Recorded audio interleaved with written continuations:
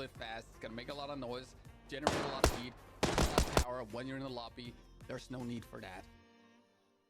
And when we go lower in the advanced settings here, my render scale is 100. This is perfect, I think. It's because when you set your render scale to something higher than 100, it will render the game at a high resolution and scale it down. This is going to make the game look better, but unfortunately, it's also going to cost you a lot of frames. Use this if you have a resolution of 1080p. That's the only reason I would use this if I use that resolution. It does make the game look clearer because 1080p is really bad for having clarity. So I keep this on 100 though, because of my resolution right now.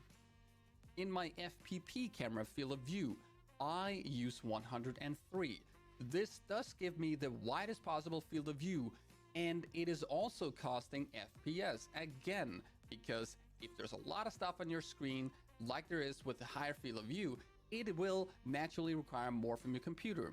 Bring this all the way down to 80, you're gonna have more frames, but it's gonna be very claustrophobic, I think.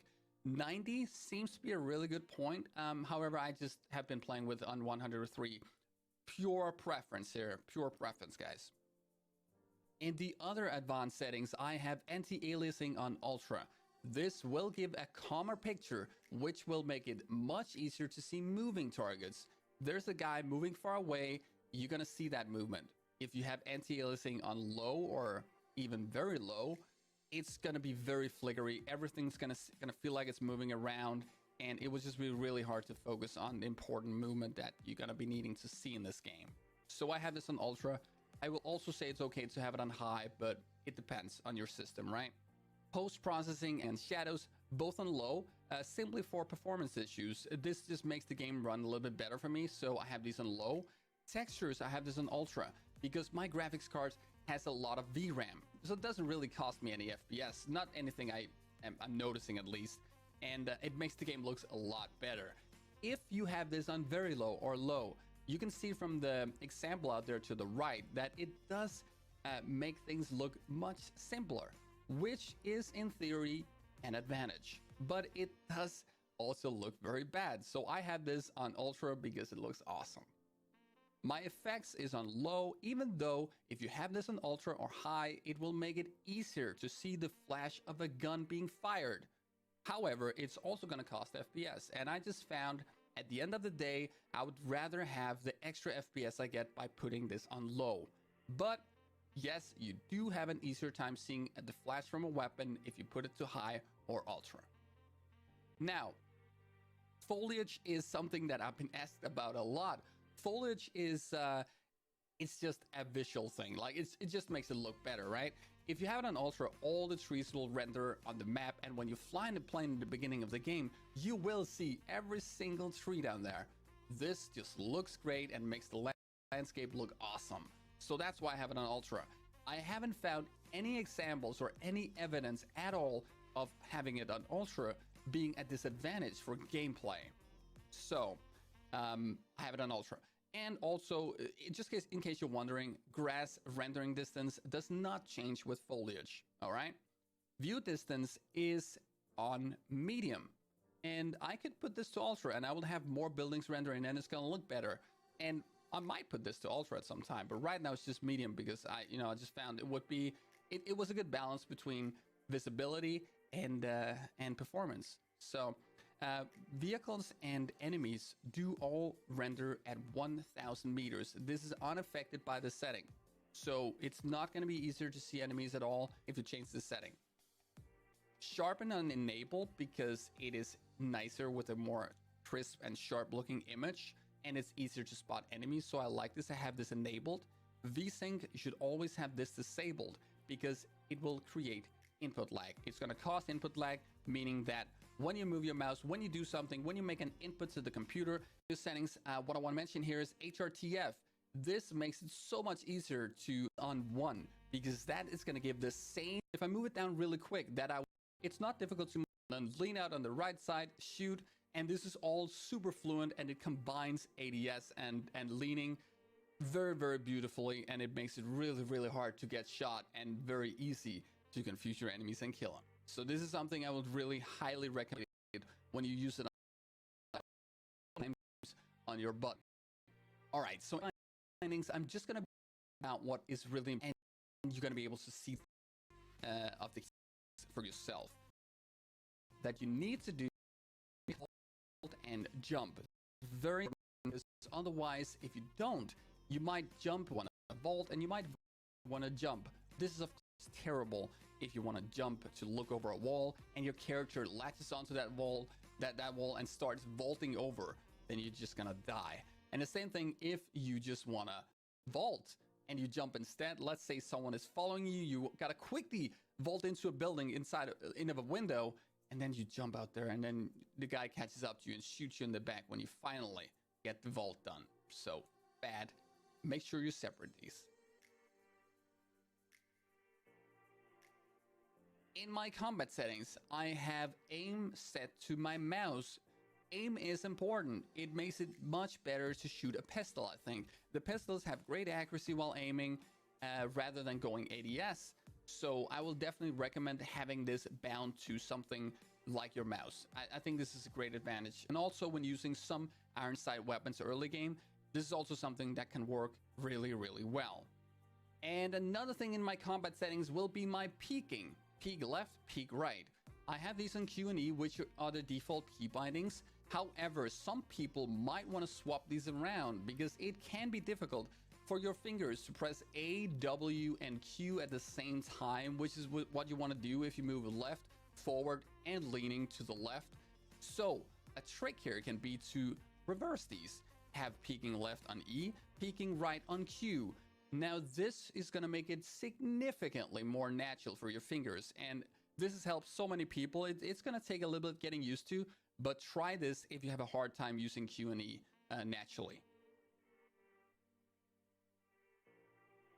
And to my item settings, which is my healing, what I want to mention here is just that bandage and energy drinks are super important to have a hotkey for. And the reason is also quite simple for this is that these are quick heals. You want to be able to fire up a quick heal when you need a quick heal. Very often you will want to use a quick heal in a situation where you don't have a lot of time to quick heal. And so you do not want to spend any time opening your inventory and right-clicking this item. In a lot of situations, this is not a problem with healing, like especially when using a medkit.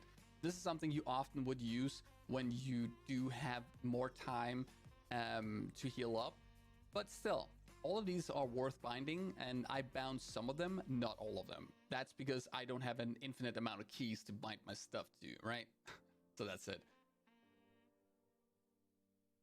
For my vehicle seat settings, I have Shift W for the driver's seat.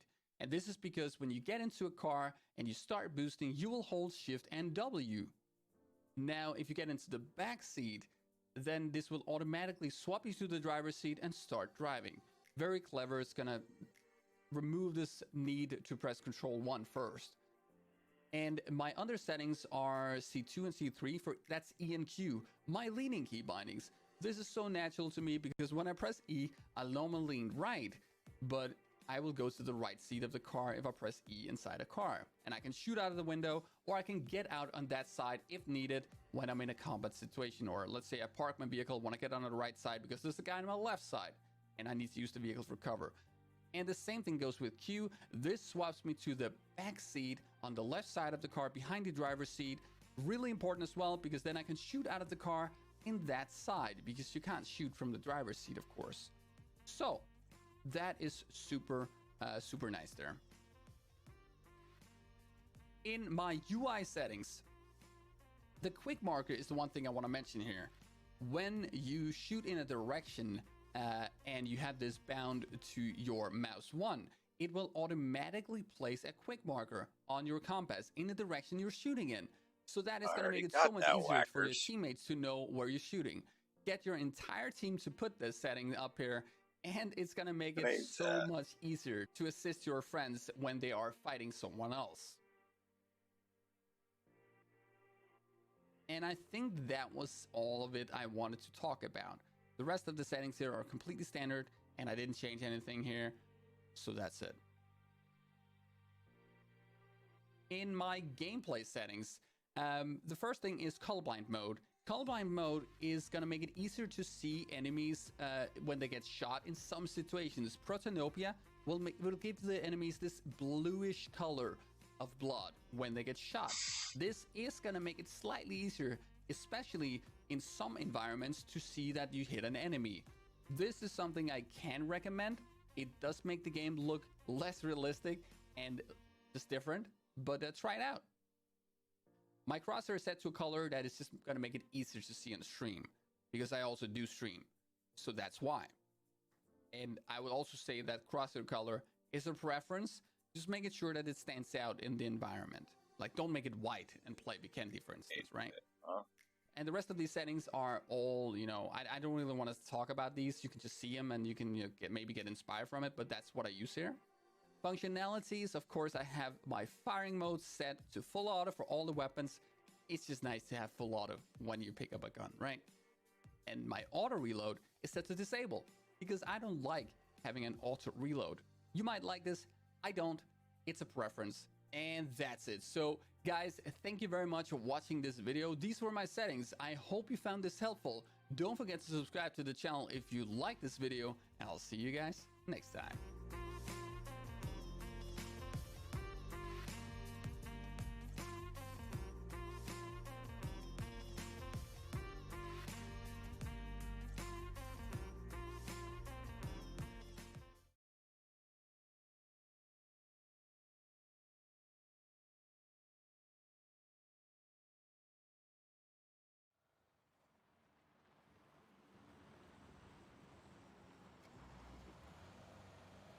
There's a car parked up there.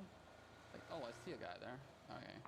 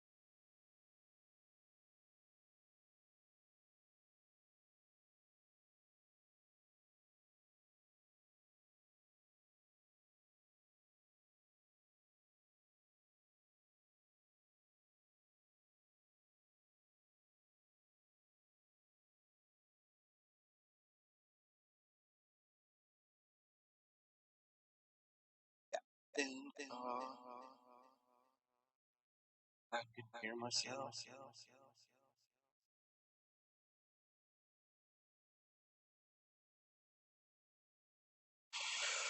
Oh.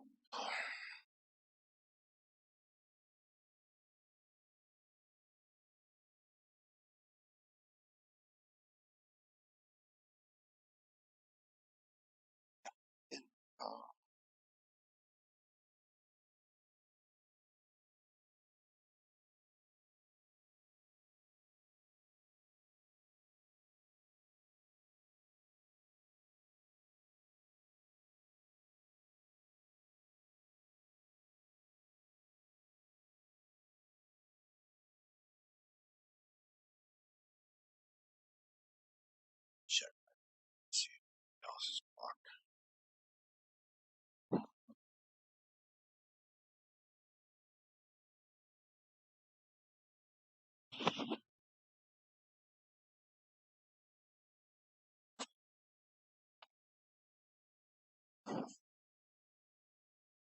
Alrighty.